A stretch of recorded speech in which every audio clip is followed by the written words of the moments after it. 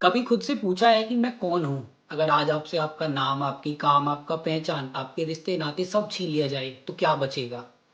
चलो आपको एक कथा सुनाता हूँ भागवत पुराण की। शायद उसी में छिपा है मैं कौन हूँ का जवाब। राजा पुरंजन एक बार अपने मित्र अज्ञात के साथ एक 9 द्वारों वाली सुंदर नगरी में पहुँचते हैं। वहाँ वो एक बगीचे में एक सुंदर कन्या को देखते हैं, एक सर्प और 10 सेवकों के साथ आता हुआ। राजा पुरंजन उस सुंदर कन्या की सुंदरता पर मोहित हो जाते हैं।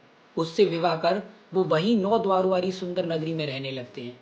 वो उसी को अपना संसार, अपना जीवन मानने लगते हैं। वही जीवन के भोगों को भोगते हुए कभी डरते हैं, कभी सुखी होते हैं, कभी दुखी होते हैं, बिल्कुल हमारी तरह।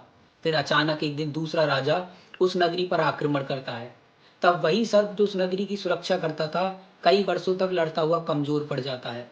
पूरा नगर उजड़ जाता है। राजा अपनी परिवारजनों की याद में दुखी रहता है। इसी कथा में राजा पुरंजन कोई और नहीं बल्कि वही है जीवात्मा, हमारा सोल। और वो 9 द्वारों वाली नगरी भी है हमारा शरीर। वो सुंदर कन्या है माया, वर्ल्डली डिजायर्स। वो एक सर्प है, हमारे प्राण। और वो 10 सेवक हैं, हमारी इंद्रियां। यही जीवात्मा सोल जब प्रवेश करता है शरीर में, तभी से मैं और यह मेरा है का खेल शुरू होता है। इंद्रियां माया और बाहरी भोग वस्तुओं में उलझ जाती हैं और इसी शरीर को अपना सब कुछ समझने लगती हैं।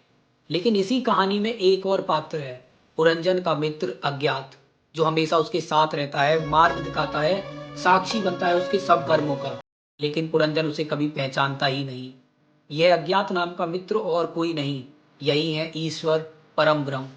शायद यही कारण है कि सब कुछ होते हुए भी हम खुद को ही ढूंढते फिरते हैं, क्योंकि जो हमें सही रास्ता, सही मार्ग दिखा सकते हैं, उस ईश्वर, उस परम ब्रह्म को तो हम इस माया जाल में फंसकर कभी का भूल चुके हैं।